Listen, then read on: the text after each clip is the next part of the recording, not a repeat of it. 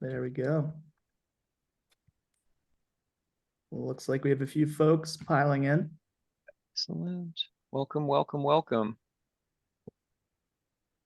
We'll give them another few minutes here before we jump in. Perfect.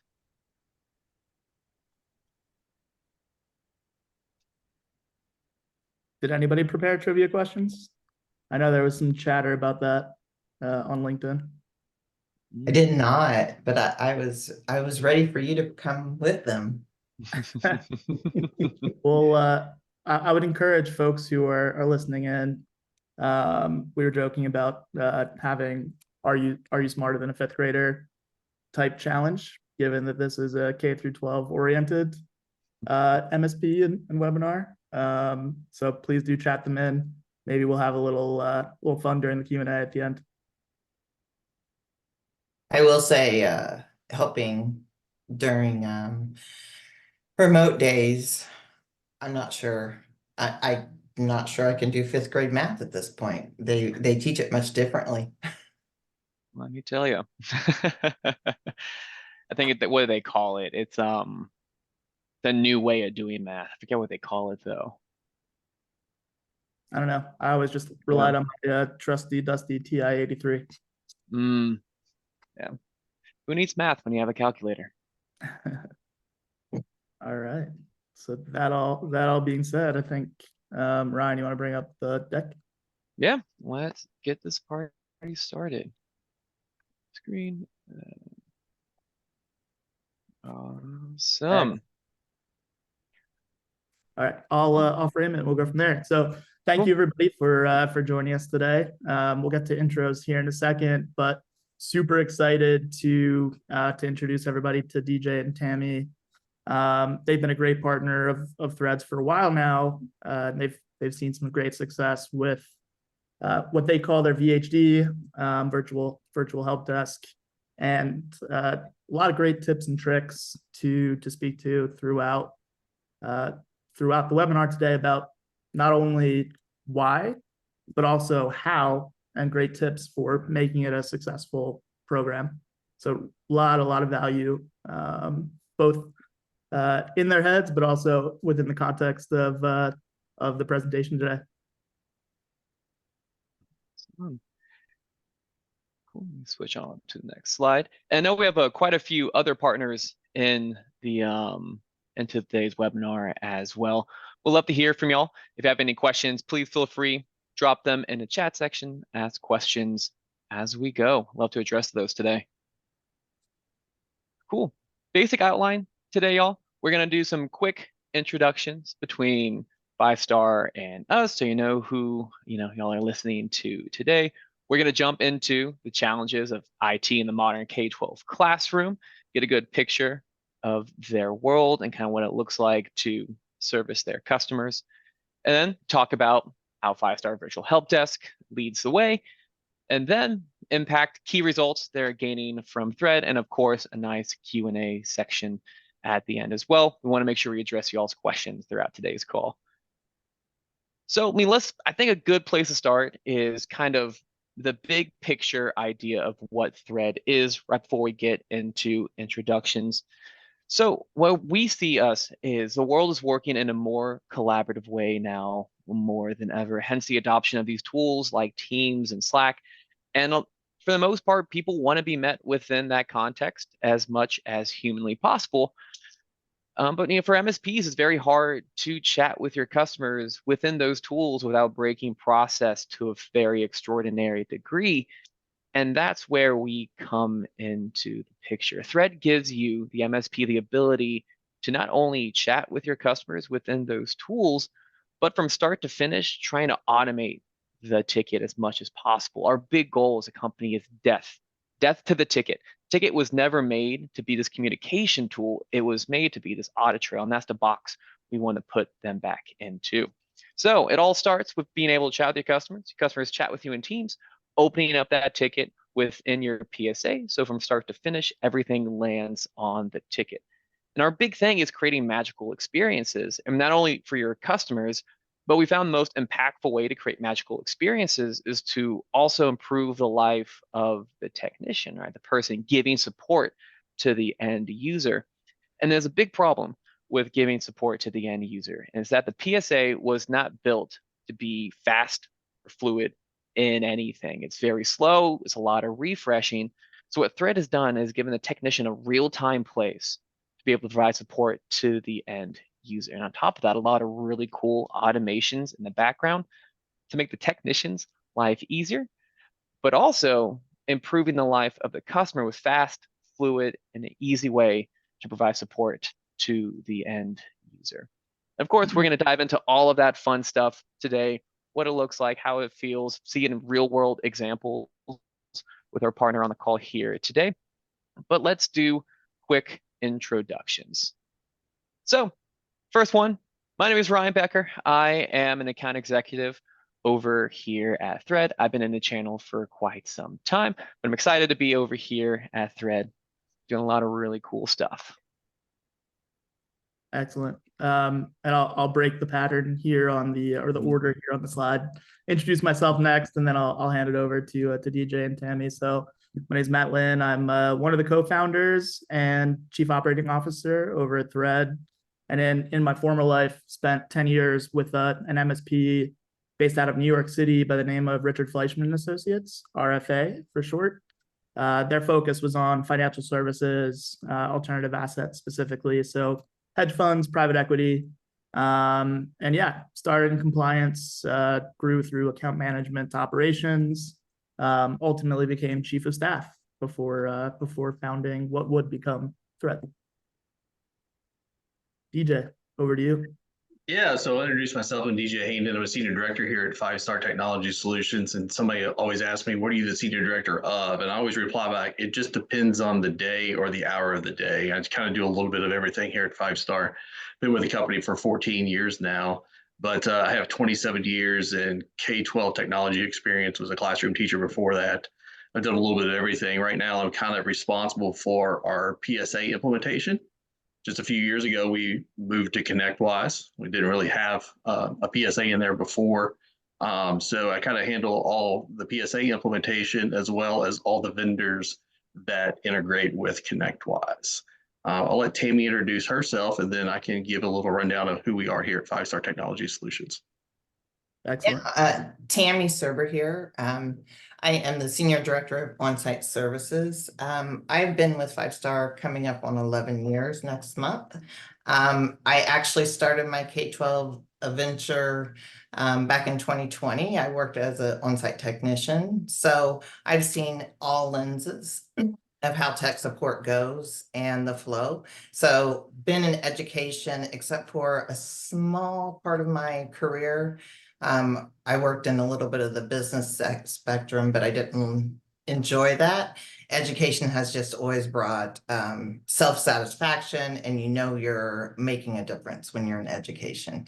So currently, as I said, my role is Senior Director of On-Site Services, which manages our virtual help desk. I help create the virtual help desk and anything on-site service related. Beautiful. And I love that. That's one of my, most fulfilling components of working with 5-Star is that, we know that we're empowering you all to help those who are making a difference in the lives of children. So the teachers. I think it's a good segue to 5-Star. DJ. Yeah, so here at 5-Star, we're a 19-year-old, I'll move 19 this year, our technology solutions provider. We have 3 different teams here at 5-Star. We have our managed services team. We also have our professional development team, which helps teachers impact instruction in the classroom by showing different techniques and instructional ways that they could use technology. And we also have a software development team who does some fantastic work around data analytics, data dashboards, and some staff evaluation software. On the managed services side, where a lot of the people here are interested in knowing what we do here is we work with a lot of other school districts that in a co-managed aspect where they have their own technology coordinator, have their own technology staff. they will use 5-Star Technology Solutions for engineering type work or on-site work. And then we also have a VCTO offering too. So with some schools we work with as VCTOs, there's other schools that want us to do their entire technology from top to bottom. So we do the on-site work, the engineering work, and the VCTO work as well. And we just recently added the virtual help desk into one of our service offerings that we have here. We work with public, private, and charter schools. We work with schools from very small private schools to rather large public schools. And we've always had, that's our niche. So we have very, very few clients outside of the K-12 space. And that's where we found our niche at, is in K-12. And a lot of the people that work here at 5-Star come from the classroom, or they come from a school. So they understand the unique challenges and needs of schools. Excellent. And I think, as we can see from the very frustrated teacher over here on the right-hand side, there are some unique challenges to to working with educators in all the categories that you mentioned, across the gamut of private, public, so on and so forth. So I think, Tammy, would you mind outlining for folks what some of those challenges are? Yeah, so as an educator in your district, right now, the latest I checked, about 90% of our students have devices. So schools are one-to-one.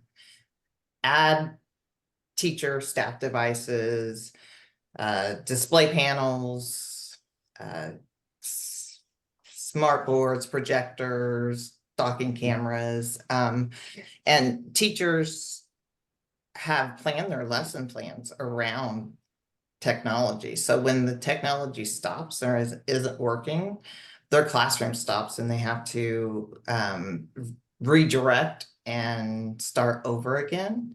So the challenge was making sure their technology is working, so with as little disruption as possible in their classroom. Another challenge that our K-12 partners experience is their unlimited funds. So bringing in the virtual help desk was more of a cost-effective way for them to get some of their solutions taken care of and resolved with that limited funds. Excellent. Yeah. So the model before, I believe, was kind of text dedicated to schools, whether it be full-time or certain days of the week. Is that right? That's correct. And we still have on-site technicians dedicated to certain districts, but we stack it with the virtual help desk. And most of our clients, we do have the standalone clients that are maybe some of the smaller and they don't have the budget for a dedicated on-site technician. And so we are the remote support for them with anything that can't be solved remotely. Then we have the dispatch model. Got it. And I don't know, DJ or Tammy, if you could speak a little bit to within the context of that model, maybe some of the challenges that you were seeing as it relates to, how requests were generated, how they were triaged, maybe some duplicative work associated with it. Yeah, definitely. The virtual help desk, bringing that model in, it was a mind shift change. Before virtual help desk offering, the teachers had to submit a ticket and wonder if someone picked up that ticket, or they would pick up the phone, try to get a hold of somebody in the tech office, hoping that the technician was right there, or they were just left wondering if anybody is looking at their tickets. So prior to virtual help desk, they had all those obstacles along with trying to keep their classroom going. And with the virtual help desk solution, we could, as this chart kind of says, we can keep them informed the whole process. So they know from start to finish where that ticket is. I think it's also important to remember too, in education, and only in education does everybody leave like in the summer. They all come back within like 3 weeks of each other. So all of our clients, we start the last week of July all the way through the middle of August. where we have first days of school for like 3 consecutive weeks as schools come back in. And also in K-12, they usually clean the classrooms. So they remove all the technology out into the hallway, clean the classrooms really good, then they bring all the technology back in. And oftentimes cables don't get hooked up correctly. They get hooked or there's not hooked up at all. And so when you have on-site techs that are responding to a mass influx of tickets at the beginning of school, the virtual help desk is able to pick up some of those other tickets, like another teacher has a password reset, or there's a printer issue, or they're having issues with their Chromebooks. Some of those lower end tickets our virtual help desk is able to resolve while the on-site person is getting the school back up and running there during those first critical few days of school when it starts. Yeah, and it's crazy too, because we, as you well know, we'd see it on our side in terms of when school is out versus when school's back in, just the volume spikes like crazy. So if I'm hearing you correctly, this gives you the ability to kind of load balance, right? Things that can be handled remotely will be fielded and responded to by the VHD, while the on-site techs are kind of recabling and getting everything powered back on. Yeah, and we've seen a lot that, we've getting some schools that we're seeing a 25%, 33% success rate in our virtual help desk being able to resolve those tickets. Well, if a school does have an on-site technician, that's giving them hours back into their days, back into their weeks to work on projects, other things that need to be done, instead of having to stop what they're doing and go down, take care of something here, then go here, take care of something here. With the remote virtual help desk, they're knocking those things out, and then when that kind of flows down to the on-site technician, they already seen some of the initial troubleshooting steps, so they can pick right up there and continue to resolve the problem. Yeah, that is one thing that works so well with us, because we can take some of the what I call the low-hanging fruit, like new staff members, or DJ mentioned, the teachers come back from summer, they forgot passwords. We can take care of all that remotely, while the technician is making sure the first day the students and staff walk in, their technology is ready to go. So we give them that time back by taking care of those tier 1.5 issues, so they can focus on getting those educators into the classroom. Awesome. Beautiful, beautiful. I think something that I'd like to get into a little bit here before we get into the how is like the why it's working, and why chat specifically. And I know Ryan leaned into to Teams and to Slack in introducing Thread, but as you all well know, many schools aren't using that nature of collaboration software, but they do have desktops everywhere, and so that's where you're meeting teachers where they work, right, is on Chromebooks, MacBooks, so on and so forth. Yeah, and exactly. So with that chat feature, we can through our management software, we push out the chat feature, and it lives on their desktop or whatever device. They can either use it on their desktop, their Chromebooks, and then we even have an app that we've collaborated with your team that or a website that it formats correctly for their phone, so they can use it just like they would see it on the desktop. Beautiful, beautiful. And I think, if we go to the next slide, Ryan. There it goes. Okay. So, obviously you all have seen some great results associated with the chat first nature of service, but I think it's important to note that it wasn't all sunshine and rainbows, certainly early on. Can you talk a little bit about how maybe you approached winning leadership over at schools, and strategies to really help folks stage it and get to success? Yeah, so in the beginning, as we were working closely with Thread, we did 3 proof of concepts. It was a public school, a Catholic school, and then a library.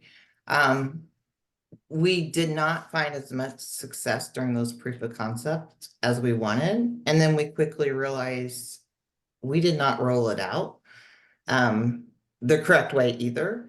We did not have, or we did not sell it or present it for the leadership or the decision makers to buy into it first.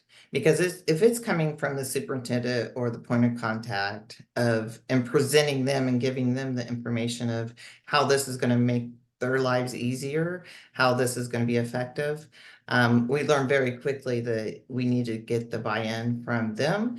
And then another piece that we learned was the training of it. And it's really just a 20-minute training to get in front of the staff, to show them the ease of the product, to show them, it's not something new. And once they realize that it's not more time consuming, it's the same as picking up that phone. But the difference is the guarantee between the hours of 7-4 to get somebody. When you pick up the phone, you may or may not get someone in the tech office. So having 5 virtual support technicians ready to pick up their ticket, and the ease of it, once they see the ease of it. And another big thing that I'd like to highlight when I train is, and we work together, collaborated with Thread on this, is the teacher can start the chat and then they don't have to stop and wait for a response, even though our response time is very low. With our integrations of snippets, every user gets the same greeting, the same experience. But we still know educators, they need to put in the problem and they need to move on to their classroom. So we've worked together with Thread, and we have that notification now. So they can start the chat, they know the ticket's created. They don't have to sit at the screen, wait. They will be notified. And I find a lot of the times where I'm doing training, staff members are like, no, I don't think I need another notification. But quickly, as they go through it, they figure out, yes, I do want that notification, because I don't have to wait and I don't have to wonder if someone's looked at it. It will either come up with a little blue dot or the sound notification. It's their preference. But like I said, first and foremost, that they're not thinking they want that, but once they see it in action, they realize that gives them more time in front of the students and not staring behind the screen wondering. Yeah, I love that. We always talk about, keeping in B2B service delivery, business being schools in this context, oftentimes the queue kind of keeps you disconnected, right? And it feels like neither party has access to the other party immediately when they need them. But that's one of the main kind of points of friction that we aim to solve for, is that not only do they have access to you all when they need you, the VHD has access to them when they need an input from the user or from the teacher, which is super cool. And speaking of friction, I mean, a lot of our people I talk to on a daily basis, when they hear chat, they get a little bit nervous when it comes to chat support, whether it's, am I going to be able to handle chat-based support, or, am I just going to get this huge influx of tickets because it's almost too easy to talk with us? Have y'all experienced anything like that, or like an influx of tickets or anything of that sort when it comes to chat? We definitely have had the influx of tickets, which is great. That means they're using it. Once they figure out, just as a simple chat tool, we all use it in different services for our own personal. I'd rather chat with a representative for my phone service than pick up the phone and call. So yeah, definitely once they find out the ease of it, we see the influx of it. The tickets, but we also see that communication gap. That's very important. It closes up. So the teacher and the IT staff and the VSTs all collaborate. It all flows into ConnectWise from that ticket. And once a teacher realizes, as soon as I initiate that chat, the ticket is created. I don't have to go into 2 to 3 systems. It's a one-stop shop for them.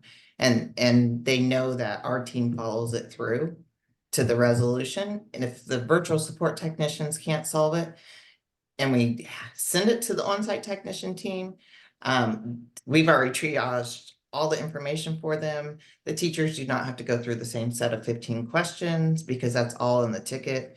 Very visible in the ticket. The on-site technician sees it, and we can have it down to prep period is from 1 to 2, device number 50 needs swapped out, and less disruption in the classroom. And all of our virtual support technicians are remote based, so they're not even in the same building together. So they're using the Thread platform. They're also connected via Google Meet from they're working remote. They're connected to Google Meet. They're talking about the tickets that are coming in. They're talking about, hey, this school just submitted a ticket and it's about this. Somebody will go, hey, I'll take that one. And they can just kind of divvy up the work like that. And all of our virtual support technicians also have K-12 experience. So they were boots on the ground in the school. So when they get a ticket comes in and says, hey, I cannot access this website, it's blocked by the content filter. They've lived this before. They know exactly what's going on in the classroom right then and there. Then they're able to help resolve it. Definitely. Yeah, and I think, in the conversations that we had in preparation for the conversation today, I remember, Tammy, you said for resolved requests, that kind of becomes like a local knowledge base for the teacher as well. If it's an issue that they've come across, they know. Yeah, that is something that the educators, teachers have really taken to, because the closed tickets become just a knowledge base. And so how many times I know when I was on site, has someone called and said, I know you've shown me this before. I know this is the easy solution. And once I say 1 or 2 words, they're like, oh yeah, I remember. So this creates their own little knowledge base where they can go back and say, oh, those were the keystrokes that I was supposed to hit on the Chromebook. And so it's allowing them to have their own self-help as well. Yeah, and having all of this go back into our PSA, I mean, the transparency that we have across our whole company, even with some of our co-managed clients as well too, you can see the whole dialogue, the whole transcript that happened during that chat. So nothing is lost. So it's just not like you're in a school having a conversation in the hallway trying to fix a problem. We've actually got this documented back into the PSA. Yeah, which is awesome. And I think something else that you mentioned before, which comes to mind, is just probably the volume of door knocking has gone down associated with that, right? Instead of going to find the tech, they know that the information might be right there at their fingertips. Yeah. And as soon as they find out the ease of the chat, they know they no longer have to pick up the phone or go find the technician. And then that allows the technician to work on projects. It allows the technician to do what we call the walkthroughs. So being visible in the buildings, making sure they're connected with the staff, and so they're taking care of those items via chat. But there's still those times when we're doing those walkthroughs that someone might say, hey, I forgot my printer doesn't work. And then by the end of the day, they forgot, they're rushing out the door to go into their family. But just via those walkthroughs, not only do you have the chat feature, but that frees up the on-site technician's time to do those walkthroughs, to be seen, and take care of some of those small hanging fruit tickets that would become a larger frustration later, because as I said, at the end of the day, they're going out to be with their families, and they forget until they're trying to print again. And then it's like that darn printer. So it frees up the technicians. It also, for some of our clients who there's not a technician in that building, the fact that we can resolve a lot of their technology issues means that we don't have to dispatch a technician to go on site, which then helps the school save money on technology services as well, which is very powerful for a lot of our smaller schools that we work with. Yeah, certainly when the budget is stretched, good to give some relief there. But further to the walkthrough item, when we were chatting before, you all gave a couple of great anecdotes about situations where it really was almost like we call it service magic, where the chips were down, there may have been a hardware issue, there may have been a situation where a school's gathering was at risk, and you were able to solve the day mostly remotely. Yeah, so one of my favorites is, so Christmas program is a big deal in schools, elementary especially. They start practicing in August to get this Christmas program, to get all the lyrics and all the classes together. So we had a small Catholic school that did not have on-site technician services. They messaged us via chat. Their Christmas program was that night. They wanted to use 2 laptops and 2 display panels for the parents to see the program and participate.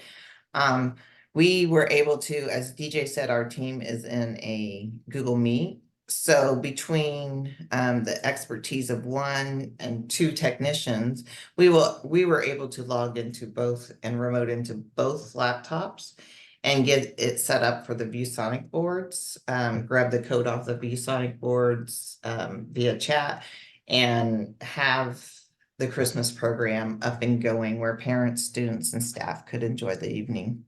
So that was really cool that nobody was on site. No technician had to be dispatched. We were able to remote in. Few questions from the teacher. We needed them to read the code off the ViewSonic boards, but after that, they were up and ready to go for that Christmas program, which was really cool. 5-star Technologies saving Christmas. Mm-hmm. I love it. Yeah. Another one that I always like to say is another big deal is statewide testing in education. That is high stress for staff, for students, for technology. And no matter how much we prepare, something's going to go wrong. That we had a particular district that had special education director. She was getting ready to give some testing. She realized that the accommodations had not been set, and the Chromebooks did not have the accessibility feature turned on. So that disruption in any classroom, that's high stakes for everybody involved. So our team, within 15 minutes, had the apps and the accessibility features pushed out. The students saw very little downtime, and the test was able to happen that day. Amazing. Love stories like this because again, it's making all the difference for the folks who need it the most, teachers and students. So I just to pause, I'd like to talk about that last bullet point because DJ actually, that's his bullet point from his lens. So yeah, that was pretty cool. That's an interactive display panel and speakers. And remember, I talked earlier about cables that get disconnected in schools oftentimes. That this teacher here was very adamant that they needed their bin keyboard to work, and there was no sound coming through it. And the fact that Josh was able to fix that in 2 minutes was just really impressive, because it could have been a number of things. It could have been causing that issue. Yeah, I think as we well know, Josh is very impressive just generally. So yeah, yes. Which I think is a good segue to the next slide there, which is, DJ, if you could talk a little bit about how you're using some of the automations, some of the features in concert with Josh, with the VHD team to help with scenarios that you mentioned, where you're either handing off a request for dispatch or escalating internally. I think those tuning in would get a lot of value from it.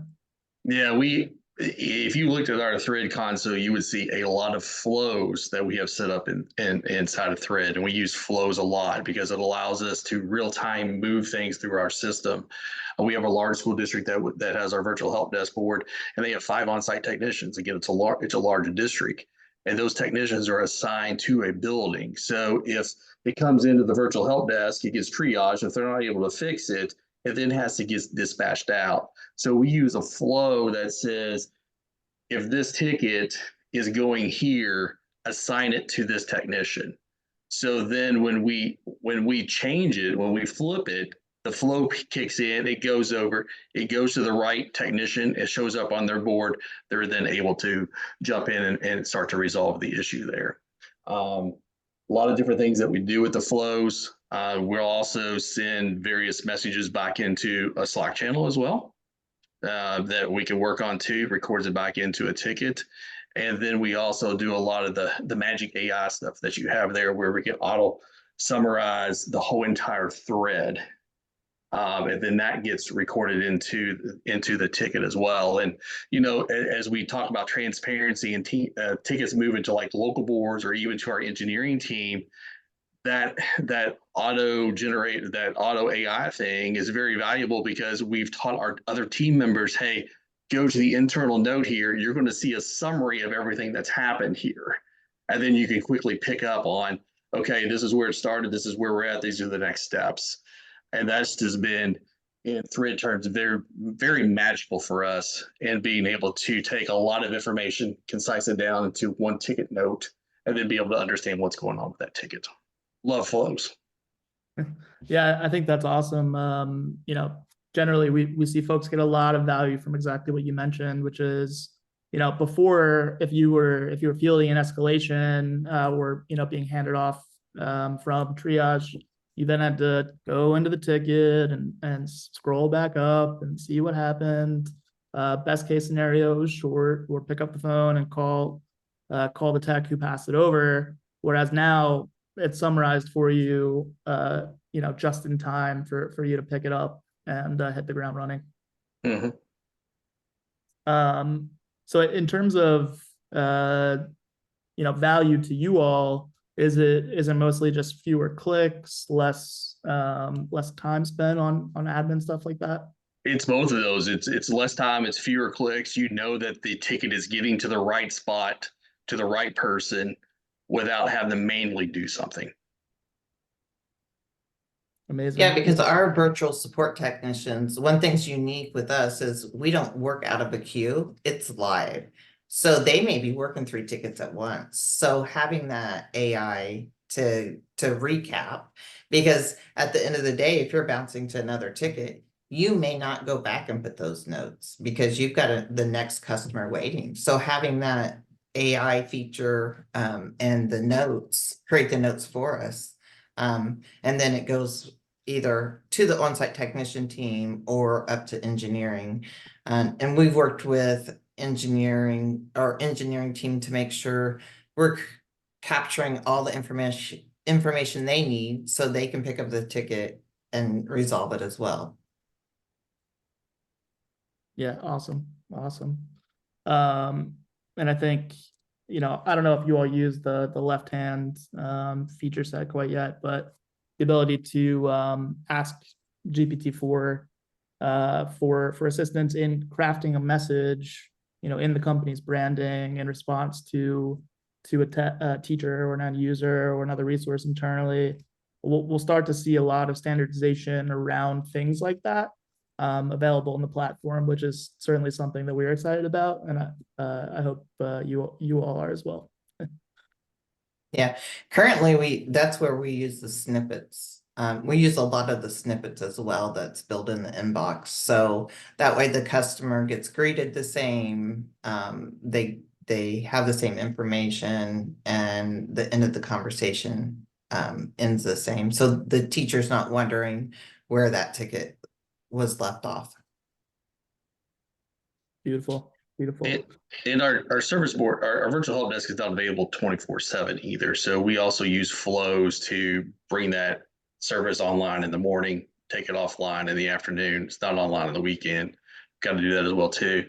The other thing too is we can also use flows that we do order tracking. So we sell some procurement stuff. So if somebody's got an inquiry about order tracking, they can flip the status of the ticket to order tracking, generates into our Slack channel, and that our procurement team then picks that up, and they can provide an update through Slack using a Slack thread inside of Slack.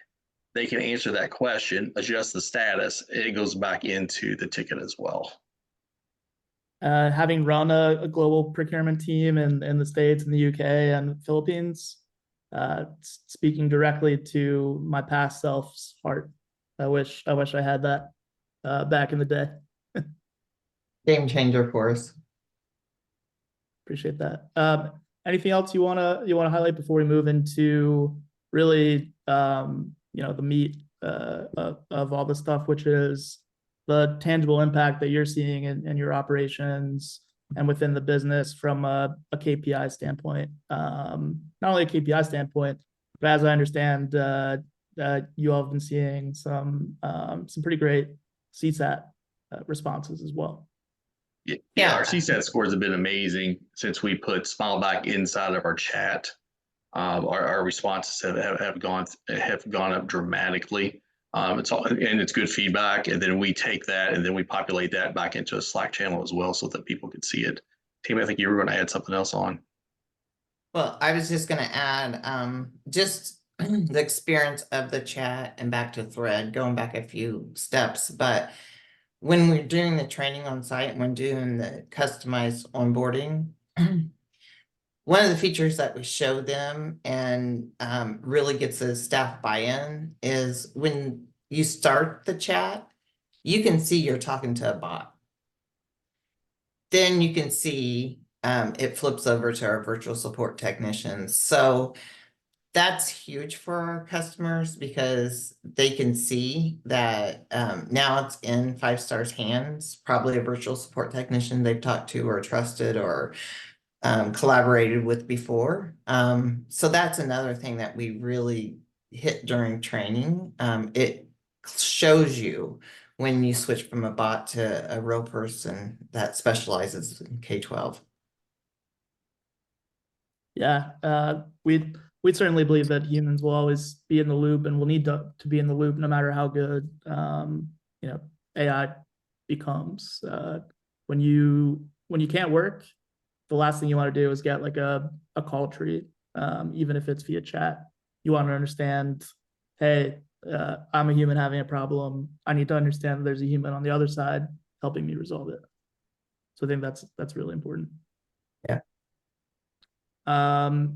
So yeah, in terms of the stats that we see here, I know Nathan was super generous with his time at IT Nation, and certainly subsequent to that, you both as well, in terms of looking at data to see really the impact of chat first service.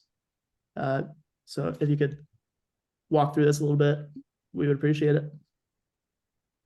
Our response time, actually our response time for this month, for the month of February, we got an extra day this month as well too. We're at 82 seconds response time across hundreds of tickets already. So our team is all over that. We've collected a lot of data in the last 2 years, and we have different gauges that we look at. We were actually having a conversation this morning that it may be time to look at our data in different ways now that we've accumulated so much data. And, we're looking at data that shows us how many tickets that our help desk resolve, how many did we have to transfer out to a local board, how many did we have to transfer to our engineering team. So we're breaking it down in very detailed there. And we also look at, by using ticket types and subtypes, we're also able to see, okay, these are the types of tickets that came into our chat. Here are the types of tickets that we were able to resolve.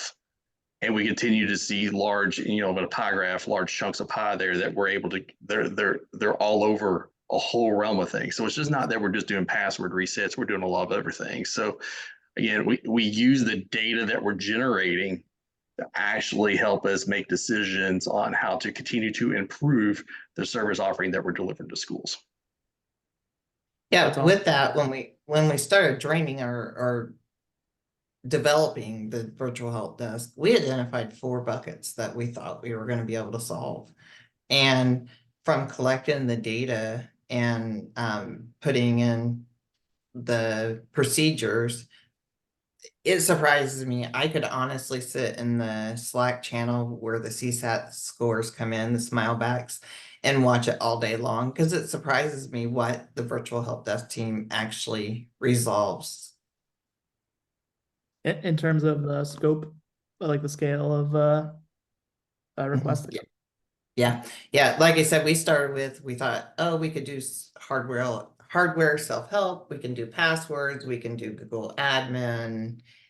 And then all of a sudden we fixed a document camera, ViewSonic boards. We gave self-help for the staff member, when their screens are flipped for the Chromebooks, just certain keystrokes. So what we started with, knowing the 4 things that we knew we could solve, has grown so much. And as DJ said, in the last couple of years, we're collecting the data, and those things are just being documented, and we're able to speak to the clients about what we really truly can do. Virtual help desk. And I think if we look at the boxes in the bottom left, the one in the very bottom left, I think that ties in directly to it, because you mentioned when you are training new schools as they come on board, you're really taking an experience first lens on it based on the nature of the requests. Could you talk about that a little bit? Yeah, so when we're onboarding a new client, we have our project manager that meets with the client. We have a standardized document that she goes over with them. Every district is different. We don't fit them all in one box. So when it comes to content filtering, some districts want the assistant principal to approve the sites that can be unblocked. Some want, the curriculum director. So we find out all that before we go live. As far as even passwords in Google admin, what is the setup of your passwords? Does your Active Directory sync with Google? We find out all of that information. So when we go live, we know the right people to talk to if it needs escalated to a staff member, such as a website being unblocked or a new account being created. And we also know the process of if they need an app pushed out through FileWave or Google admin. So really customizing that onboarding experience for the client. That makes us successful from that go live date. Amazing. Would you say that? Oh, sorry, go ahead. I was going to say too, the other one, the detailed project plan as well, team. We probably have like 5 or 6 people that are not even associated with our virtual support technicians that help get this rolled out to our clients when they come on. And it's a very detailed project plan, because I even have steps that I have to complete in. And all I know is we get a new client and here comes DJ's tickets in to kind of get the project up and going. And the next thing you know, they're up and running. It's really just amazing. Yeah. Having been in a similar seat before, all it takes is one little facet of the customer onboarding process to break down for them to have a poor experience out the gates. And you all certainly can't afford that. So love that Right. you've standardized it so nicely. And would you say that standardization helps you? I know on the top left, and we mentioned this before, drive hype with leadership within the school districts, the administrators, in getting buy-in for a solution like this? Yeah, that's one of the biggest things that we learned out of the proof of concept. The account executives are talking to the leadership or the point of contact. and we have, even in our project template, we have a sample email that the superintendent or the point of contact sends out to the staff, letting them know why we're introducing it and getting their buy-in so the district knows that this is the new way of doing technical support, driving that hype, getting them behind it. That way, alongside with our training, and again, that training is, once they walk out of training, teachers go through so much professional development or new products. But if I tell you, I just need 15 to 20 minutes of your time to show you the ease of it, to talk about the highlights of it, they're coming with snacks just to, hear the 15, 20 minutes. So, and they don't have a lot of time in their day to learn about a new product. So once they find the ease of it, they really get the buy-in. Excellent. Awesome. Excellent. Yeah. So we during this we had a couple of questions come in, and by all means, people still please ask your questions. We love to address them. One of them was, so there are workflows in the PSA, and we also have workflows within Inbox. What are the differences, and why did you choose Inbox's flows over the things pre-built out in the PSA, or can be built Yeah, just out? to be blunt, I didn't want to wait 1 minute for the PSA workflow to kick off. I wanted to be instantaneous to move it across. That's the reason why we went with flows. Anytime we can create a flow in Thread, we're going to create it in Thread because we know it's going to be instantaneous and it's going to move something across. Real time, definitely. Real time. So awesome. But I think And then there's opportunity to use both, right? In concert. Oh, we have a lot of workflows in ConnectWise, but anything that we need to be real time, and if we can do it in Thread, we will do it. We'll do it in Thread. But we have a lot of workflows inside of the PSA. Perfect. awesome. And then another question that came in was, implementing a tool that's interfacing with customers and also doing work on the ticket. This be a process change. How has that been for y'all? Was there a huge change in process when implementing chat support? And if so, how did y'all kind of adapt to it? Let you take that one, Tammy. So the process change, as far as the way that we work and the staff members work, is that the question? Or the process change? Mainly for the technician, kind of how their days look. Yeah. So for our virtual support technicians, we assign them to 2 to 3 districts. As I said, they rotate through. So they have the documentation for that. As far as process change, just working within Inbox instead of a ticket system. So, and then being able to communicate from Inbox and with the technician and the engineers in Slack. And then knowing it all flows into ConnectWise. We were also probably lucky in a sense that we didn't roll out our PSA, our ConnectWise PSA, until February of 2021 when we were doing service tickets. And we started with the teams that were already doing tickets. We had a lot of our local clients were in another homegrown ticketing system that we had developed. And we did not start transitioning them over to the end of 2021. And we started using Thread in early 2022. So it was good timing on our part when we spun up our virtual help desk services. We were just starting to make this transition that we probably got a little lucky there on that one. And it worked out for us. So I believe we answered this one previously. I answered it in the chat as well. But somebody asked if you, I guess, the nature of your deployment: app, web shortcut, or mobile messenger app. It's again, so again, it's in the project template. We have it down to, we push it out through ZCM, through one of our mobile management systems, or Google Admin. Perfect. Perfect. Is there a mobile application for on-site engineers? If so, how was their experience? Yeah, so our engineering team has looked at the inbox feature, and it's how they do their work and processes right now is just not really quite there for them. It's getting closer, but we've continued to stay focused on the virtual support technicians and trying to deliver the best service we can on that side of things. And I think a lot of what they're fielding is in Slack already, right? Mm-hmm.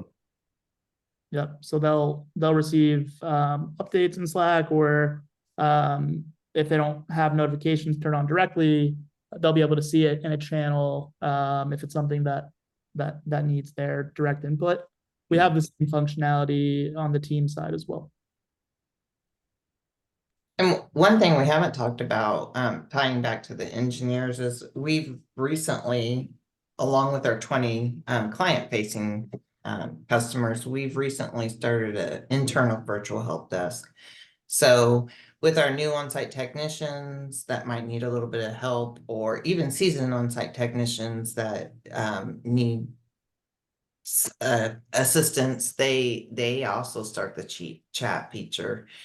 And from there, again, we can, if it's a system-wide outage or a system problem, the engineers have gave us set of questions they want to have asked before. Our VSTs give the questions, and then it's escalated to the engineer. So that's been real effective for our company too, and saved a lot of, because Slack is great, but it can be disrupting as well. So instead of, going to a school channel and saying, hey, I'm having an outage, it starts with the chat feature, just like our clients. And then it escalates up to the engineering.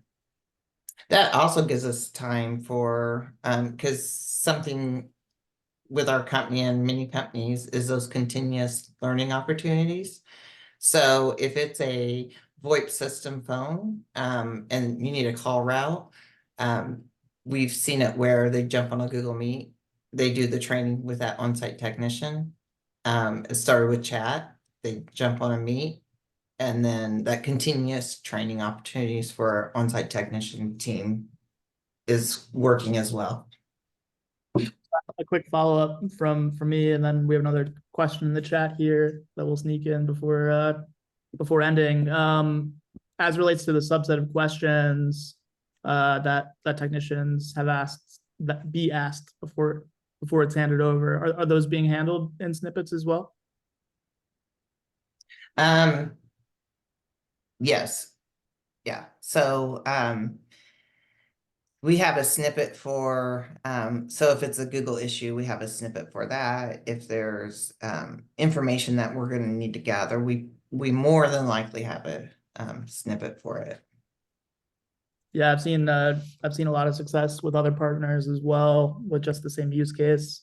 Before it's escalated, before it's handed off, use your escalation snippet, get the information documented that you need to document before you hand off, so that they can hit the ground running. Mm-hmm. Which is awesome. Cool. And then in our case, that works both ways. Sorry, that works both ways. If it's a client and we need to send it to the on-site technician, the on-site technician has all the information. And then if it's a wider problem, then all of the engineering team has the same information. Awesome. Excellent. And Devin, lucky man, the last question goes to you. Did the expectations with chat and quicker turnaround times on tickets adversely affect you all? And if so, how and in what ways did y'all have to readjust your internal structure or support to these increased expectations of quicker support? DJ, I'll let you take the last one. Yeah, I don't think it adversely affected us in any way, because even before we provided virtual help desk services, our technicians were really responsive to tickets that were coming in, whether it was in our local ticketing system that we had or any other way. It was just kind of an expectation. I talked earlier about back to school season, our ticket queues go really high, and then we start to see them decline. And a lot of our technicians would have kind of internal contests back and forth. Like, I've got my ticket queue down to 3, I've got my ticket queue down to 5. And, if it got to double digits, they would panic and everything. So, that was kind of always our mindset as a company, was to deliver quick service to educators, to teachers, to people that are working in schools. So appreciate that. And we are at time. Definitely want to be respectful of everyone's times. Thank y'all so much, Tammy and DJ. We couldn't ask for, better partners. Y'all are amazing. Thank y'all for your time today. Any The final Thread team is remarks amazing you wanted too. to? Appreciate it. And thank you for all the great work that you do for K through 12 schools in Indiana and beyond. Yeah. Thanks for having us. Appreciate it. Yeah, Yeah. Thanks, everybody. Awesome. Yeah. Bye, everyone. thanks.